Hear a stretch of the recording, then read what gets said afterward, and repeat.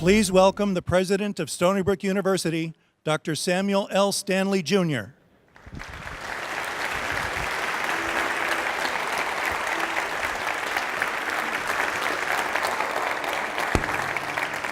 So welcome everyone, and thank you so much for coming today. I wanted to begin by acknowledging a few special guests. First of all, the Stony Brook Council is one of the chief governing bodies for the university, with members appointed by New York State Governor Andrew Cuomo.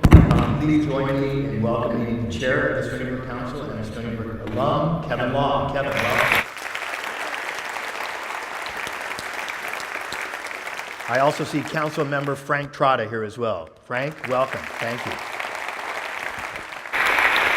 One of the things I'll talk about today, and something that's been very exciting for us, has been coming together at Stony Brook University Hospital and Southampton Hospital, now known as Stony Brook Southampton Hospital. Please join me in welcoming the Chief Administrative Officer of Stony Brook Southampton Hospital, Bob Chandler. Bob, and the Vice President of Government and Community Relations, Robert Ross, for Southampton Hospital. Someone else I wanted to welcome, Brookhaven Town Councilwoman Valerie Cartwright. Valerie. And representing New York State Assemblyman Steve Englebright, Maria Hoffman. Maria.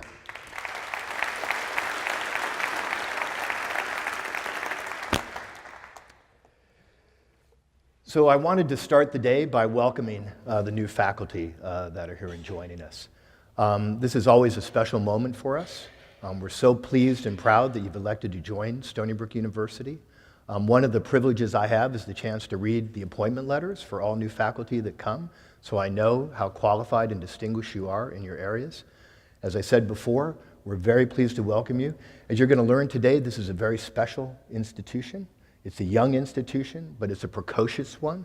And I think, as you'll see, we have outcomes that really justify the label of a public research university. We really epitomize what it does and what it means to have that mission. So will all new faculty please rise so we can acknowledge you?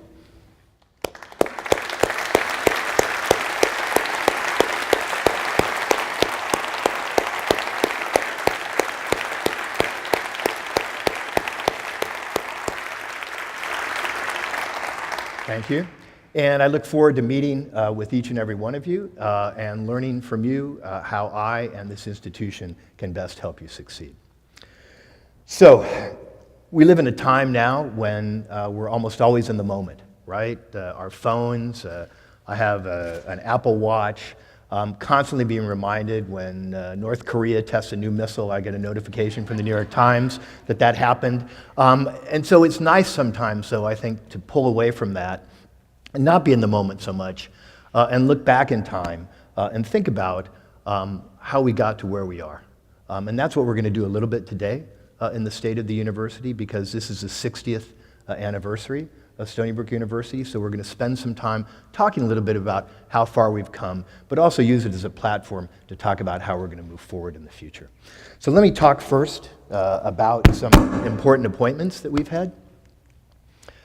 Judy Greiman, who was Vice President for Government and Community Relations and remains Chief Deputy to the President, has been appointed to the level of Senior Vice President, the highest leadership position at the university, in recognition of the scope and breadth of her area of control, as well as her tremendous accomplishments. Please join me in congratulating Judy. And Melissa Wu, Senior Vice President for Information Technology, promoted from Vice President for Information Technology, again, in recognition of the critical role that IT plays for your university, its role across both campuses. Again, please join me in congratulating Melissa.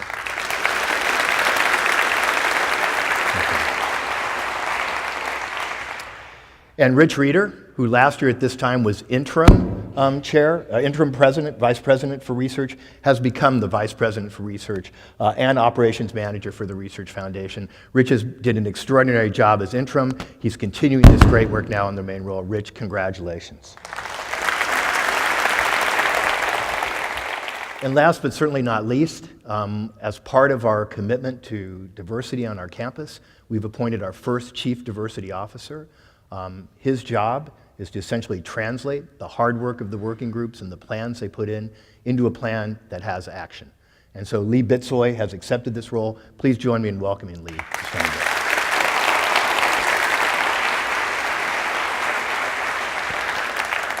And she's not here today, but I want you to tell her that I did this.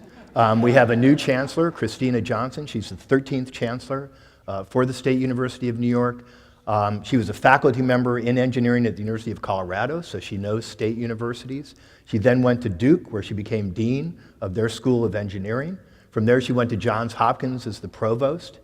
When she finished that work, she went on to the Department of Energy as Deputy Undersecretary for Energy in the Obama administration, and from there she became an entrepreneur, and from there she's become SUNY's chancellor. So this is someone who understands public higher education, understands academic leadership at the highest levels, understands DOE, which for Stony Brook, which manages Brookhaven, is certainly an asset, and I think is going to be a great new leader for the State University of New York. I'm delighted to have the opportunity to work with her and for her. She's asked me to chair the search for the SUNY provost, which I'm very proud to do, and I'll be soliciting ideas from you on nominations for that, so I'm going to use this opportunity to tell you that. But again, I'm very pleased she's here, and let's give her a round of applause and absentee.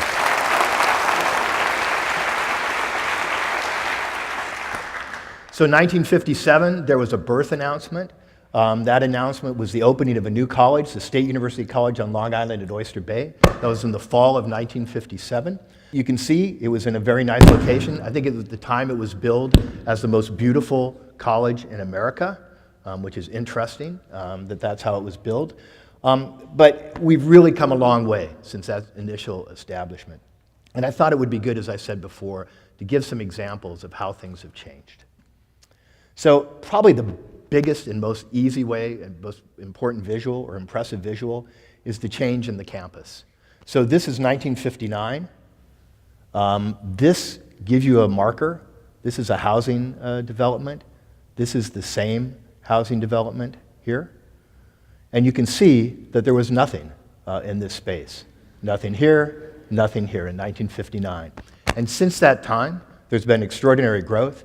There are now 136 buildings on this site, total gross square feet of about 12,300,000, and an investment from the state of New York of about $5.5 billion in those facilities. So sometimes we complain a little bit about state support, and sometimes we're right to complain a little bit about state support, but it's worth remembering there's been an extraordinary taxpayer investment, essentially, in the infrastructure for this university. Now, of course, we need to keep investing in it. As everybody knows, we've had problems with critical maintenance and other things, and that's a high priority for us to get that renewed. When I was looking through the history of Stony Brook, I found a visit from Governor Mario Cuomo to look at damage to the Stoller Center from a ruptured pipe. That rings true, I think, for people, because we've had the same problem now. It's deja vu. So it's going to be important for us to continue to maintain these facilities. But it is worth noting we've had an extraordinary investment in something that we are stewards of. And I have to show the picture of the library. This was the library at what was the Oyster Bay campus. And I want you to notice one important thing. Books, right? In the shelves, there's books. The students are all using books. And look at the library today. It's fantastic. Great new space. This is the Stony Brook Foundation, a Knowledge Commons space. But what you can see is there's not a single book to be seen, actually, here. Students are all using their devices, right? So I think what that tells you is, it doesn't mean that books aren't valuable, but what it tells you is that today's students really are getting their information from different sources in the past and relying on different sources for their information. Hence, it's really important, I think, that we understand this as we think about education and moving forward. So that's something that really has changed in the 60 years. What about students? So this was the graduating class of 1961, the first graduating class. About 40 individuals in the graduating class. I think almost all of them were from Long Island. One of the pleasures of being a relatively young university is the fact that I've met some of these first graduates and had the chance to talk to them about their experience when they were at the Oyster Bay campus and then Stony Brook briefly. And I think, you know, one of the things I'll point out is there wasn't a tremendous amount of diversity in this opening class as well. Although there were 14 women among the 40. With the Teachers College, that may be part of the reason, but it's nice to see that there was that kind of diversity, at least early on. So what about the class of 2017, the class that just graduated?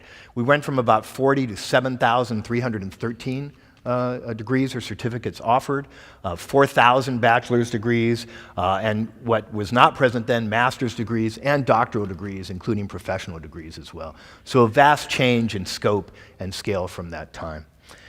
And if you look now at the class that we've just admitted, the class of 2021, you can see there's been some remarkable changes at Stony Brook. So we're comparing now to the class of 2012. Freshman applications went from 25,000, roughly 26,000 in 2012, to 35,313 in 2017. But what's important to me is that we've done good work in increasing the number of underrepresented minorities and students of color at Stony Brook University. So we've gone in this now new class of 2021 to 7.2% for black students, for 11.1% for Hispanic students. Both these percentages are all-time highs for the university, and because we've increased the number of students in the class to 3,100, both are also all-time highs for the number of students. So we're very proud of that. I think it's something that shows work in the right direction, but we still have much work to do to get to where we want to be, which would be, I hope, to reflect the diversity of the state we live in as well as the country we live in. The other thing that's been interesting is we've changed the makeup from how many students are from New York State and how many students are from out of state. So this just shows the snapshot of the university today in fall 2017. We have about 84% students are New York State residents. This is undergrad and graduate students. About 16% are from out of state in fall 2008. And today in 2017, that's gone up to about 23% and about 77%. I think 25% plus or minus 5% is a reasonable number to be shooting for here. But we are keeping track of one trend that's a little discouraging.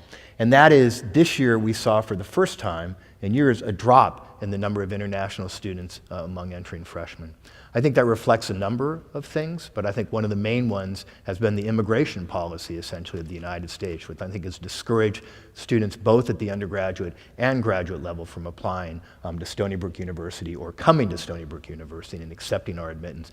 We've heard from graduate students, for example, who have told us that they're going to elect to go to a Canadian or an Australian school because they're concerned about their future in the United States under the current immigration policies. This is something we need to work on to change. It's counterproductive to what we're trying to accomplish at Stony Brook University and at the United States in terms of our economic competitiveness around the world. And this is something I think that's one of the take-home messages from today. One of the things we talked about when I came to the university was improving our graduation rates. We were admitting good quality students, but not graduating them at the rate you would expect based on the quality of the students. And that actually caused us to lag in U.S. News and World Report rankings because we weren't matching matching the quality of our graduation rates with the quality of our class. We've made tremendous progress in this. We've gone in 2009, 46% four-year graduation rates to a 57% graduation rate. We've gone for 6 years graduation rates from 68% to 72%, and that 72% actually exceeds the expected graduation rate from U.S. News Report of 69%. Now these are IPEDS data, which means they underestimate the number of students who actually graduated who started at Stony Brook University, because in IPEDS data, if you transfer out of the university, you don't count towards a successful graduation. So a student who enrolled at Stony Brook first year and then transferred to Cornell, for example, in their second or third year would count as it did not graduate from Stony Brook. So those numbers underestimate how many students actually end up completing who start at Stony Brook, but it is great news and I think speaks to a lot of effort to improve this. Some of the work and some of the results I think come from SUNY 2020, and then before I go to that, let me just point out how we've risen among our public AAU peers in this. This is where we stood at 2009. This is where we stand now at 2013 in a cohort in terms of our 10-year graduation rates. So that's significant progress. We're up about 10 percentage points. We need to be in the top quartile, I would say, in this. When I look at schools like UC Davis and UC Irvine, which have similar student body populations to Stony Brook, that tells me that we should be able to achieve that kind of outcome. So that's going to be a continuing goal for us. And in 6-year graduation rates, we've at least gotten out of the bottom 3, but again, those will improve as we improve 4-year graduation rates. I expect us to continue to move up in this ladder, but that's going to continue to be an area of focus. As I started to say, SUNY 2020 helped us with this by expanding the number of faculty and expanding the number of advisors. We've been able to do a better job of providing courses students needed to graduate, as well as advising to help them select the right courses and help them succeed going forward. But again, we still have work to do. And I want to call out Charlie Robbins and his academic success team, which have really been working to create a culture of success through a number of initiatives, including the Finish and For advising team to reach out to students who don't achieve key milestones, an academic success and tutoring center that now has more than 100 student tutors, predictive analytics to help identify students early who we think may run into trouble based on their grade performance in the courses they're taking, and a Finish and For fund to support seniors in their final semester of study who may run into a temporary financial aid issue that would cause them to have to drop out of school. We'll provide a grant for them, not a loan, but a grant to help them finish if they've been on a track to graduate in 4. I think all of these things are helping make a difference. And please join me in congratulating, actually, the team that's been making this possible. Thank you.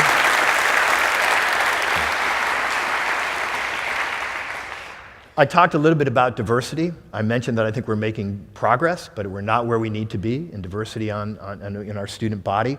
Again, through our plan for diversity and inclusion, we're doing a number of things to try and improve the campus climate, the climate on our campus, so to make it more welcoming to all, and also improve our efforts at recruitment and retention. So I've listed here a number of things that I think are helping us in this effort, and again, I want to thank everybody who's been involved in this process as well, and this is going to continue to be a focus for us as we move forward.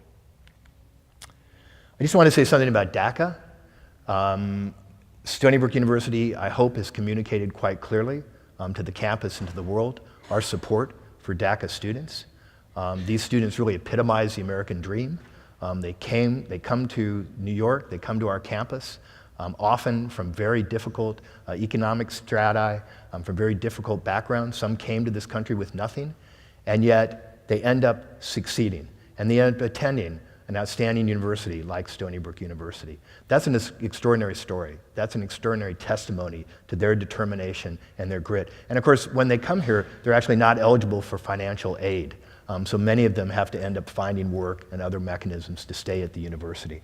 So these are students who contribute tremendously to our university and also graduate and contribute tremendously to the economy of New York State. It's estimated there's about 35,000 students who are part of DACA who are working in New York State. They generate about $2 billion towards the economy just through their wages alone. So these are students, as I said before, who epitomize the American dream, and we will work tirelessly with our legislators to fix the DACA issue and find a pathway to citizenship for these students. It simply makes sense.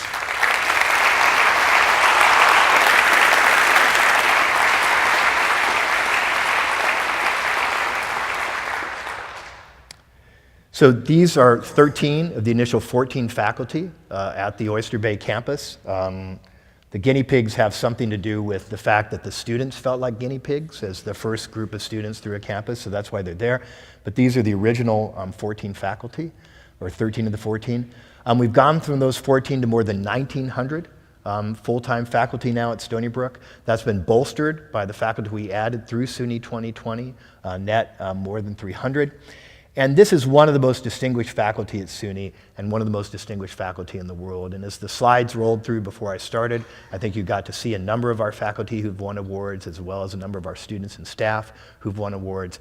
This is just a small representation, again, of the kind of accomplishments that one sees from our faculty. They are simply amazing. And I wanted to just call out the recipients of the SUNY Distinguished Professor Award. This is the highest honor that SUNY gives to to members of the Academy. The SUNY Distinguished Professors in the past 2 years, Petar Jurek from Electrical and Computer Engineering, Fred Grein from Anthropology, Manny London, our Dean of the College of Business, Mikhail Lubitsch in Mathematics, Scott McLennan in Geosciences, Kathleen Parker in Chemistry, Scott Smolka in Computer Science, Fotis Soteropoulos, the Dean of our College of Engineering and Applied Sciences and Civil Engineering, and Yuan Yang in Electrical and Computer Engineering. Again, Stony Brook has more distinguished professors than any other campus in SUNY, and these students have helped continue, these faculty rather, have helped continue that tradition. We also received awards for distinguished teaching and distinguished service as well, and I wanted to recognize Latha Chandran for recognizing her as a SUNY Distinguished Teaching Professor, and Perry Goldstein as a Distinguished Service Professor in Music. I think some of them are in the audience today. I see them. Please join me in congratulating them.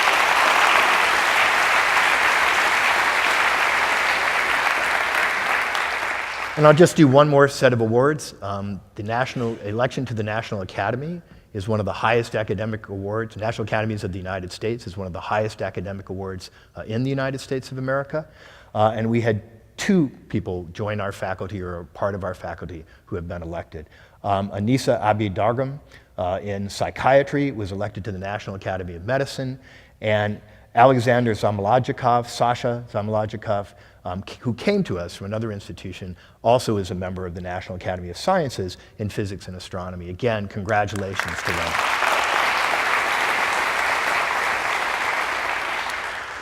So we continue to work with our faculty, continue to try and support them in all the ways we can, and we also want to work on diversity of our faculty as well. I showed you the previous slide where you may have noticed that all 13 of the people I showed were white males. We've made some progress in diversifying our faculty and staff at Stony Brook, but we have further to go. Right now we stand at about 40% women faculty at the university. That's up from the past, but that's not where we need to be.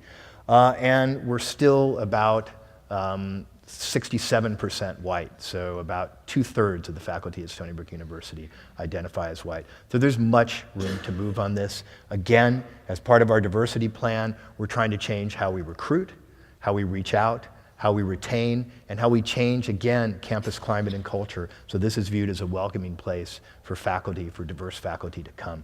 And again, we've outlined a number of things that we're trying to do here.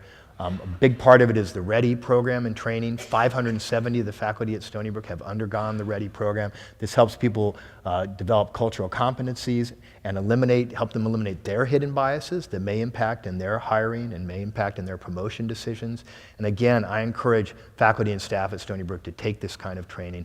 It will help us achieve the goal of becoming more diverse going forward. And all of these other things that are listed up here, I think, are going to help us make a difference in changing the climate. But as I said before, this remains an area of focus, and we have much to do. So I've talked about faculty, I've talked about students. I wanted to say something about staff as well. When you think about it, obviously the faculty are core to the mission of the university. Teaching, research, they're core. There is no university without students, so of course they're core. But I would also tell you that I believe that staff are absolutely core as well. When a faculty member comes into a classroom, the lights are on, the Wi-Fi is working, the classroom is clean, hopefully, and there are students there. And there are students there because, of course, people in the administration went out and helped recruit those students, right? People in the registrar's office enrolled them. People in guidance and counseling advised them. So the staff serve and work with us in so many different ways. So please join me in thanking all of the staff at Stony Brook University for everything they do.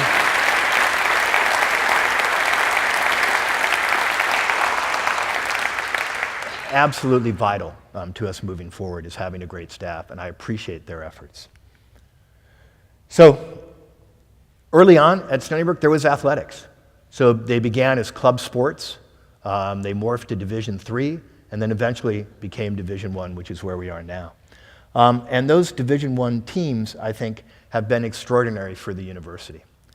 Athletics does a lot of things for a university, I think, but one of the things it does very, very well is help unite a community. Really helps bring people together and really helps them identify essentially with the university.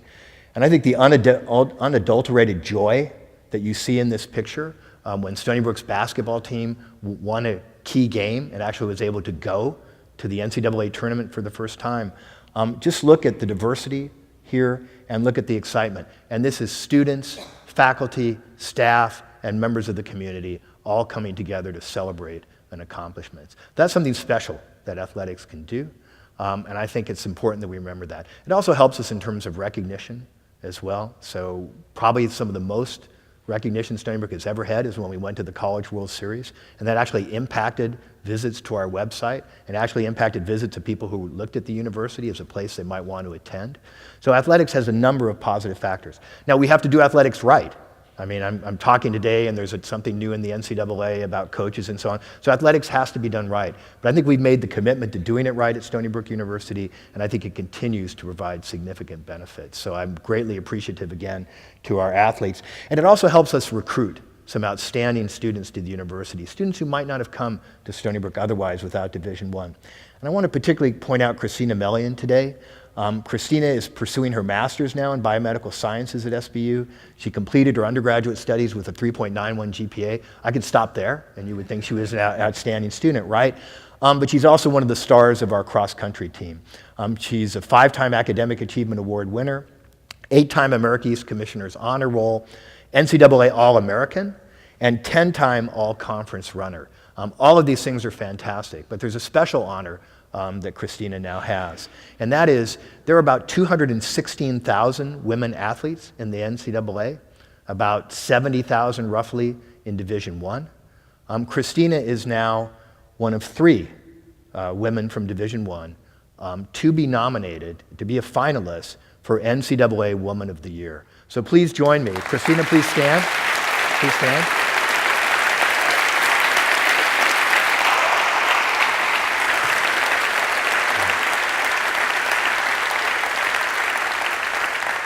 Christina, you really epitomize what we hope for student athletes at Stony Brook University, and thank you so much for all of your contributions, and good luck in winning as well, but we're proud of you no matter what. To make the top 3 is amazing, so thank you. I wanted to talk a little bit about research and creative activity, activities that are really at the core of what we do as a research university. The first NSF grant that Stony Brook received was for $13,000. That went to Saul Kramer, for a study of parenting in pigeons. I kind of laughed when I read that too, but it turns out that pigeons have actually been a very strong model, essentially, for understanding sexual differences as well as things related to innate behavior in parenting. So this is very legit science, essentially, and he published a lot of work from it. But things, again, have expanded in scope and scale since then. So on the other side of Saul Kramer is Esther Takeuchi. She is part of the $169.2 million in sponsored research that Stony Brook received in 2017. She has a PI on a $10 million Frontiers in Energy grant from the Department of Energy. She also happens to be the woman who has more patents in the US than any other woman in the United States. And something else I'll point out about this picture is Esther is actually at Brookhaven National Laboratory when this picture is taken. As I mentioned previously, Stony Brook manages Brookhaven National Laboratory. Esther has a joint appointment, and I think she's doing some of her work on storage technology in association with NSLS-1 and NSLS-2, imaging batteries essentially there, and that's probably some of the work she was doing over there. But again, she epitomizes, I think, how research has changed and developed at the university. And I wanted to point out some recent findings again that I think are exciting. One of the premier institutes of the world for paleontological research is the Turkana Basin Institute. It's affiliated with Stony Brook University, and the leaders, Richard Leakey, Meave Leakey, and Louise Leakey, are all Stony Brook University faculty. Work from Isaiah Nengo, who's now a new faculty member at Stony Brook University, so Isaiah has just joined the faculty. In their work, they unearthed a complete skull of a 13-million-year-old infant ape. This is one of the best preserved skulls ever found in the world. It's helping us understand what common ancestors, again, looked like. And interestingly, there was also a collaboration with CERN to actually help date this, where they used imaging techniques at CERN to take a look at the teeth, which hadn't erupted yet in this infant, to actually accurately date the age of the infant. So it's fantastic work. Isaiah is going to continue this work now that he's at Stony Brook, and also hopefully develop a collaboration with Brookhaven so we can use NSLS-2 to do the same kind of things they were doing at CERN. From Turkana Basin in Kenya, which is one of the hottest places in the world, to the Antarctic, citizen scientists can now lend a hand in penguin conservation. This is work from Heather Lynch in our Department of Ecology and Evolution.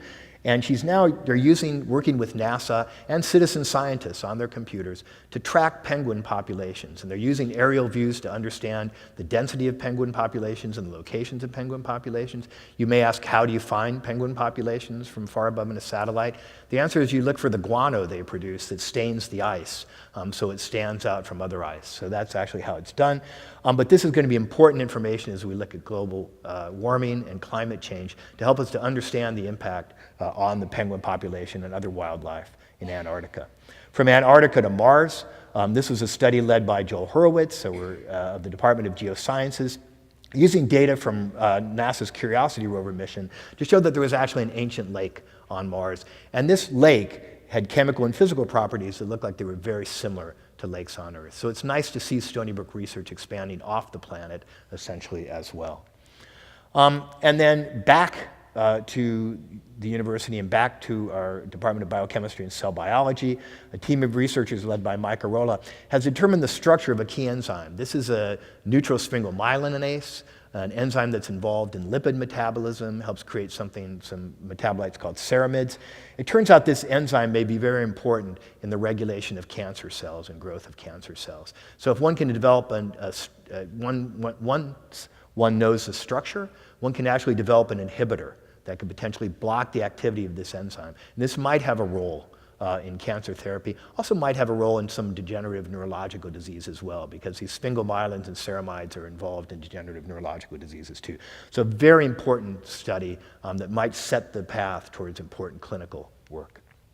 One of the things that's interesting is how the English language actually evolves and continues to evolve and how it's regulated. Certain countries like France, for example, France has the Académie Française, which dates back to 1635, which polices the French language and says what's a legitimate French word and not a legitimate French word. Not surprisingly, perhaps, England and America don't have things like this as well. But it turns out even in the absence of official governmental or other controls, English language has organized itself well. And Mark Aronoff, professor in our Department of Linguistics, and actually a SUNY distinguished professor in our Department of Linguistics, demonstrated, based on the spelling of English words, and particularly a series of suffixes, found that there was much more regulation and uniformity of practice in English than would have been expected based on what we know. From work in linguistics to work on the waterways on Long Island, Chris Gobler of our School of Marine and Atmospheric Sciences has been studying the toxic algae that develop both in response to nitrogen and, as it turns out, to global warming and climate change as well. And these increased populations are posing a significant risk to the quality of waters, both human health as well as the health of the wildlife that live in these. And so this is another reason why we have to tackle problems around climate change, but also develop new strategies to try and deal with some of the consequences of what's already happened. And Chris's work, again, remains very important. And I want to talk about 3 individuals who are making a contribution in terms of creative activity, who have or will. First is Cornelius Eady, who's a new recruit, essentially, to tenure-track faculty in our creative writing program. He's the 1985 Lamont Prize winner for the Academy of American Poets, was a nominee for the 1992 Pulitzer Prize in Poetry, and a Guggenheim Fellowship recipient in poetry. Amy Hempel, 2017 inductee to the American Academy of Arts and Letters, member of the American Academy of Arts and Sciences, Guggenheim Fellow also in Penn Malamud Award for Short Fiction. Both of them are joining the extraordinarily distinguished faculty that are part of our creative writing program, creative fine arts program at the Stony Brook Southampton campus, and we're very proud that they're here. And I also wanted to mention Nobuhu Nobi Nagasawa. Nobi, a very productive artist on our campus, an influential artist on our campus, won the New York City Public Design Commission's 34th Annual Award for Excellence in Design for her public art installation called Luminescence. So again, these are Stony Brook faculty that through their creative activity, again, are making or going to make a difference. And finally, we have one of the best music departments in the country. And a part of that is the Emerson String Quartet. They have been our distinguished quartet in residence for a number of years. 2 of them teach in the music department. And I just wanted to ask you to join me in celebrating their 40th years as a string quartet. So that's fantastic.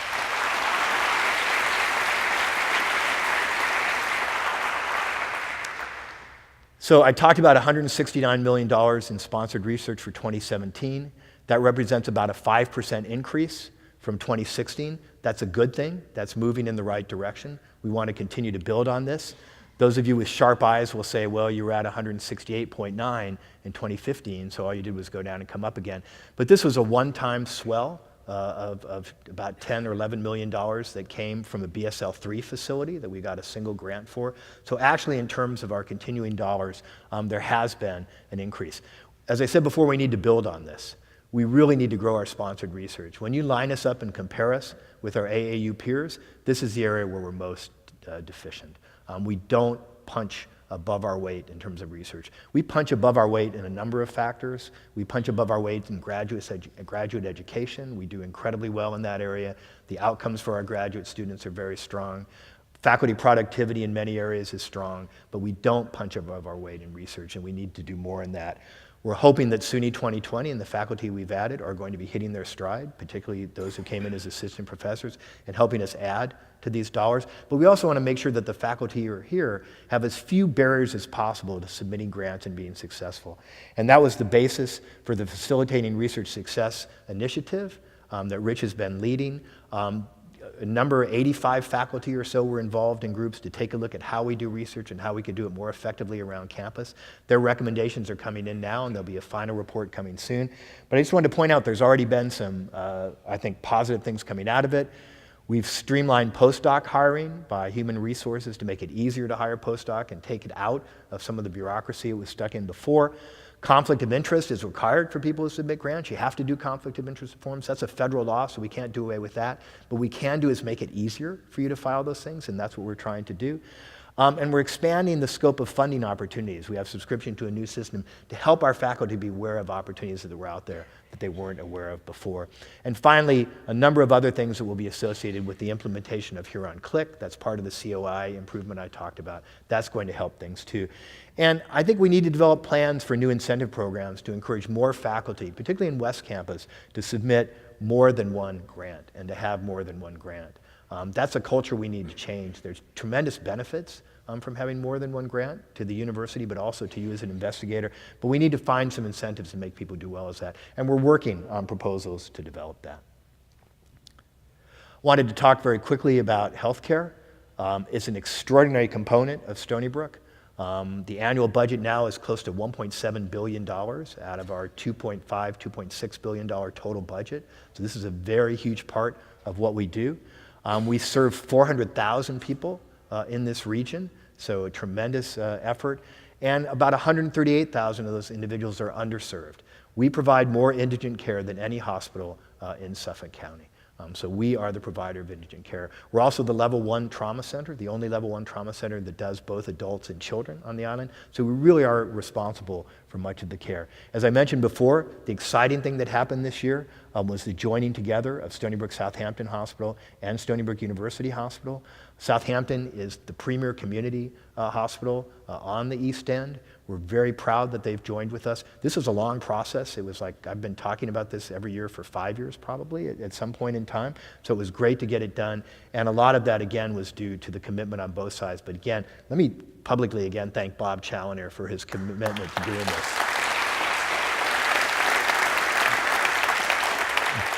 For a number of reasons, which I won't go into detail today, this is going to be great for Stony Brook University Hospital, for Stony Brook Medicine, and it's going to be great for Southampton Hospital, and it's really going to improve performance at both institutions. So we're really proud to have Southampton be a part of what we're doing. And there's the signage. So it's not official until you have the signage, but there it is, Stony Brook Southampton Hospital, and we had a great ribbon cutting and flag raising associated with it. Another thing that's going to be a game changer will be when we're able to come online with the Medical and Research Translation MART building and the new hospital bed tower. So the MART building, the new hospital bed tower.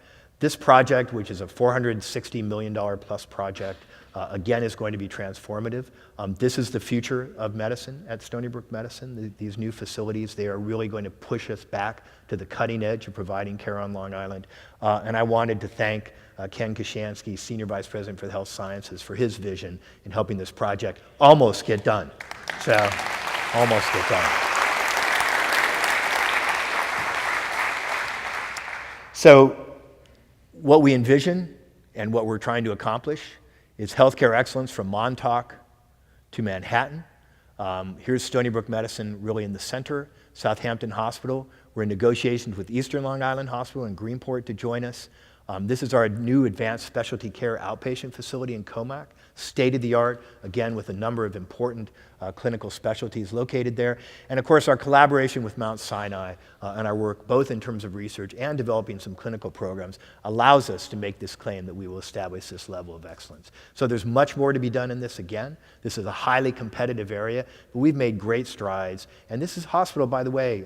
Someone told me once, well, I'm really worried, about hospital. I'm worried about competition from Northwell. Of course, we always should be concerned about competition. But this hospital right now, we are financially viable. The hospital has positive margins. We are doing very well overall, running what is incredibly important medical care services for the people of Long Island. It is not depleting our budget in any way, shape, and form at this point in time, so you should be confident in that going forward. Very quickly on economic development, this is an important core component of what we do at Stony Brook University. The state invests heavily in us to provide and help economic development for Long Island region as well as for the state. We have 2 buildings already in our R&D park, which you're aware of. We're adding 2 more, an Innovation and Discovery Center, rendering shown here. This is going to be essentially a mezzanine building, allowing us to decant our incubator. Design phase is complete, and we'll be doing a groundbreaking for this building soon, so it's going to come online. And then we just received approval of $75 million to build another building, the Institute for Discovery at the Interface between Medicine and Engineering. This is going to bring our outstanding scientists and clinical practitioners from Stony Brook Medicine together with our great School of College of Engineering and Applied Sciences, bring them together to really bring cutting-edge technology to the practice of medicine. And we are very excited about the future. Many of our faculty, I think, are going to have the opportunity to get involved in this. And we think this building is really going to help us be a leader and help us attract people who can help us be a leader in this critical field. We're doing a new economic impact study of Stony Brook University. John Rizzo, who's in our economics department, is helping put that together. In the past, we've talked about a total economic impact of Stony Brook University on Long Island, on New York State, on the US of $4 to $5 billion. In the new calculations, we think it's going to be even higher, probably in the vicinity of $6 to $7 billion, so stay tuned. But our economic impact continues to grow. And why is it important to talk about that? Because it's important to talk about the return on investment that the state gets from investing in Stony Brook University. The more we can document a true economic impact, the better case we can make for return on investment to the state. So I wanted to talk a little bit about budget. This is the Statesman from 1984. That's Jack Marburger, rocking a crew neck sweater in this picture. But the story is that there's a $3 million essentially deficit for the university. And it's related to failure basically from the state to increase state allocation in spite of inflation, in spite of some increases in salary. And this is going to be kind of familiar. This is not the only budget deficit that Stony Brook has had in history. There's been other times. But I put it forward simply to say that, and by the way, the main thing they're talking about here was students were concerned they were running out of supplies on campus, so they had run out of toilet paper and light bulbs, essentially in the dorms, which was creating quite a bit of angst. But just to point out that it's not been uncommon in the history of the university, in part based on activities from the state, for the university to run into budget deficits. But every time they've come out, and every time they've come out stronger than they were before. And that's what I anticipate for us going forward. So Stony Brook is taking a look at a structural deficit, as you know. That's been talked about by many. That's related primarily, I think, to flat tuition for a year, as well as then more modest tuition increases than we expected. For SUNY 2020, we were getting $300 a year. We delivered on everything we said we would do. In response to SUNY 2020, we hired the number of faculty we said we would hire, we hired the number of staff we said we would hire, and we delivered on increasing graduation rates, exactly what we said we would do, as well as modest increases in enrollment. So we delivered all that that, and I think the expectation was that the legislature and the governor would then allow us another 5 years of a SUNY 20 with $300 per year, perhaps increased tuition, or perhaps even more to make up for the increased costs that we had going forward. Unfortunately, that didn't happen. We're pleased to have at least something. We're pleased to have at least $200 increases over the next few years, but that's putting some boundary constraints in terms of what we can do. We also continue to meet the TAP gap for funding for SUNY 2020. That's an important contribution we make. So our poorest students who are receiving, who can't cover everything with the TAP they receive, we make up that gap in Stony Brook tuition between the maximum TAP award and what our current tuition is. And again, that's something we want to do to be able to help our students, but also is costly and takes away from some of the tuition increases. So the biggest issue we've had has been the failure from the state to increase our state allocation in response to our negotiated contractual salary increases. And I've said this many times, and let me say it again. I absolutely support faculty and staff at Stony Brook getting these raises. They're completely appropriate with cost of living, they're completely appropriate with what families need to succeed. So I totally support them. But in the past, most of the time, the state has included those numbers, those dollar increases, in our state allocation. That hasn't happened under this administration. So instead, we're asked to cover them. And the modest tuition increases we're getting don't cover the full cost of those increases in salaries. They don't cover them. So we end up with a structural deficit because of that. We also, in the previous time, did some, I think, investment we needed to make in faculty, as I've talked about, for a number of reasons, and research infrastructure. And the resulting deficit, structural deficit we have now is about $24 million we need to deal with. That's about 2.5% of our total budget. So it's not a gigantic number in terms of the total budget of Stony Brook University, but it's one we have to deal with and one we can't ignore. So this just summarizes the base budget reductions to fund contractual salary increases. 16-17 is only $2 million, but that's because the contract hasn't been done yet for that, and we expect a retroactive increase in that number that will put that up to the $8 million or $9 million range when that is done. And so we've asked each VP area to budget for potential 7-18 costs of an increase as well in their budget. But beyond that, what will be beyond that, we don't know for certain yet, and we're concerned about how that will impact us. So one of the things people have asked is, well, is all of this increase in cost because you increased administration, basically? The word that people love to use is administrative bloat. So this may be hard for you to read, and I'm not going to go through every component of it. But the bottom line is that most of the hiring we've done at Stony Brook since 2008 and 2009 has been in instructional components. 259 instructional components net have been hired. Non-instructional are a much lower number. And in fact, it's worth noting these 38 non-instructional in the provost include 15 for postdoctoral individuals. So they really, I do provide probably at least research support or structural. And then we include graduate students here as well. And what I think is really striking is that administration, in terms of administrative staff, has actually fallen by 84 people during this time. So think about that for a second.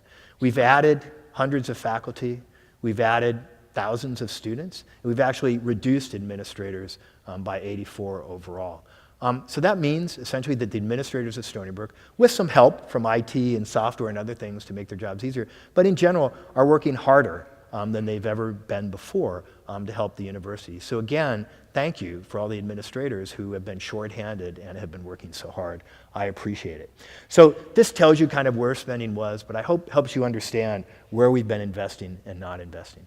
So what are we doing to address this budget deficit? And it's really, as I'll talk about in a second, a 3-year plan.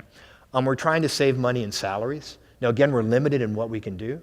We have a large number of permanent employees and we have a large number of tenured faculty, so that limits where we can work and what we can do in this area. We're trying to do it mostly through attrition. So in other words, what we've told units is you will not be able to fill all of your positions in a given unit. When somebody leaves, you may not be able to fill that position. And you have to tell us ahead of time in your budget planning, what is the position you want to fill and what are the positions you think you don't need to fill? And then adjust your workflow and so on accordingly. We're hoping with caps of around 3% on the academic side and 6% non-fill on the administrative side, that we can get to that $14 million in salary savings, but there's other ways we're looking at as well, and I'll talk more about that in a second. We're then also asking people to reduce total spending by about $2 million, about a 10% reduction in total spending as well. And again, that involves pain. You may have gotten the notification about reduced mail delivery, for example, to some areas. That's associated with these kind of spends. So there will be things that suffer, but that does make a difference. I want to make 3 last points about this. The first thing is we've not stopped hiring or investing. We welcome new faculty today. There will be new faculty next year as well. We're going to continue to hire in selected areas of the university. We need to be able to do that to be competitive. We need to be able to do that to renew strong departments and keep them strong around the university. We have eschewed across-the-board cuts for academic and administrative units. So we've told units, don't cut indiscriminately, don't cut strong programs that have tremendous impact. Think about where you're cutting and how you're doing it. That creates issues, and I'm aware of those issues, but that's been the doctrine. And I would call your attention to the letter for those on West Campus that the provost sent out yesterday that talked a little bit about this. We need to be engaged in real program review of our programs. We need to make sure we're investing our scarce resources in the areas where we have the most impact and the most impact possible. So that's going to be the guide as we move forward. Again, trying to do this in the way that least harm our students, their outcomes and their success, least harm our research enterprise and our scholarship, and least harm overall the university going forward. That's not easy to do. I appreciate everybody's patience as we go through this, but I think we're trying to do this, again, in the way that will least damage the university. And again, this is a short-term issue. We have the means to overcome this. We will overcome it, and we will emerge stronger than where we were before. So one of the things that remains particularly important as we confront this is advancement and our ability to raise money. Advancement doesn't solve all of these problems at all. It can't replace, it doesn't pay salaries for staff, it doesn't do that, but what it does do, it provides the margin of excellence. It allows us to provide scholarships for students. It allows us to retain and recruit outstanding faculty through endowed professorships. It allows us to fund research programs in particular areas. It makes a huge difference to us. We put a significant investment in our fundraising infrastructure.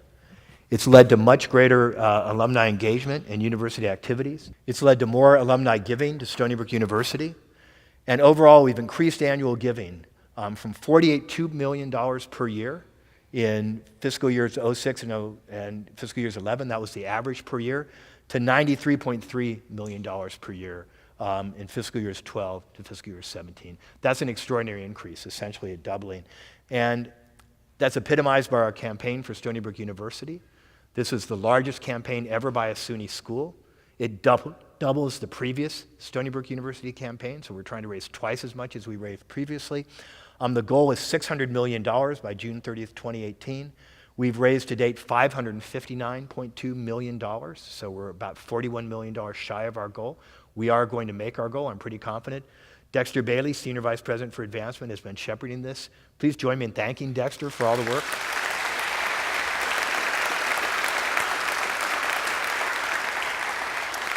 And of course, the work of your outstanding staff of fundraisers. And we are going to meet this. And one of the things that's really rewarding is 15,700 of our alums have become engaged in this as well. So this campaign has really helped us engage alumni more. And that's been a major focus. That's been a major focus of what we're trying to do. And what's the impact? Since 2009, we've gone from 7 endowed professorships. So 2009 is when I arrived. We've gone from 7 endowed professorships to 48. Our goal is to hit 100. We still have work to do, but we're getting there. Since 2011, we've raised $38 million for scholarships and fellowships, $198 million in faculty and academic support, $182 million for research, $13 million for department funds for excellence. Those are discretionary funds for departments to use to support faculty, students, and staff, and $115 million for campus life. And we've established 9 new centers of excellence around the university, again, expanding what we can do, even when we have tough budget times. I just wanted to mention the 4 endowed professorships who we installed this year.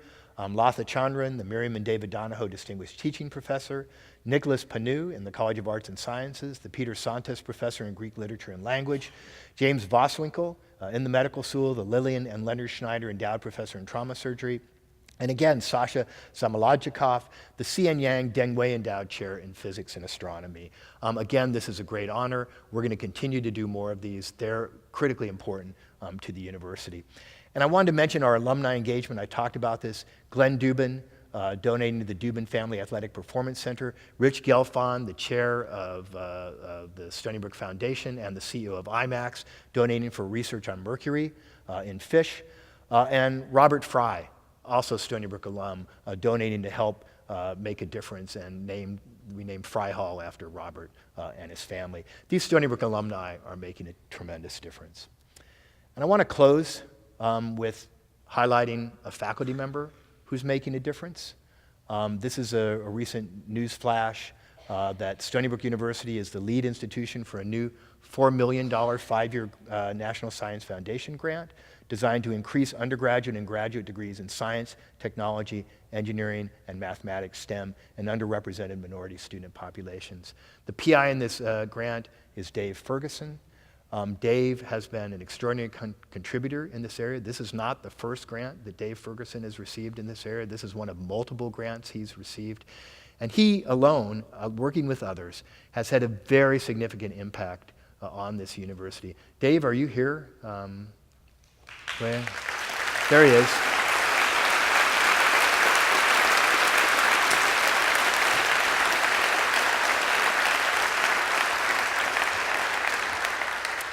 One of the things that Dave always does when he does these grants is he often comes to me ahead of time and says, if I get the grant, will you provide some additional matching funds? I always say yes, and I've had to pay out a number of times because Dave's been extraordinarily successful. But I just want to point out, this kind of work has a tremendous benefit to the university. It gets at the core being of who Stony Brook is and what we do. Our ability to kind of do high-quality research, but at the same time provide access to help students who are economically disadvantaged come to a great university, and then help them succeed at that university, and then help them go out and engage in a profession that not only they find rewarding, but also helps them economically. That builds fundamentally at the core of what we do. And that leads us to my last slide, which is again, the report that came out of Stanford Institute that points out that Stony Brook University is number 3 in the US on the mobility rate, what they call the mobility rate. The ability to move students from the lowest 20% of income to the highest 20% of income. The work that Dave does is part of the work that helps contribute to this. Others of you are doing the same kind of work in terms of helping recruit, helping retain, helping student success. All of this is helping us achieve this goal. But this is helping us make remarkable strides in improving the success of our students through our research and our efforts to improve income inequality. I think when one talks about the challenges facing our country, there's so many, but I would put income inequality near the top, and I'm really proud that Stony Brook is making a difference. So I think all of you today, if you walk away with no other message, should be proud of what we're doing. We need to continue to invest to do it, and we will. But we're all in this together to moving the university forward. But your contributions, each and every one of your contributions, just like Dave's, does make a difference. Thank you very much.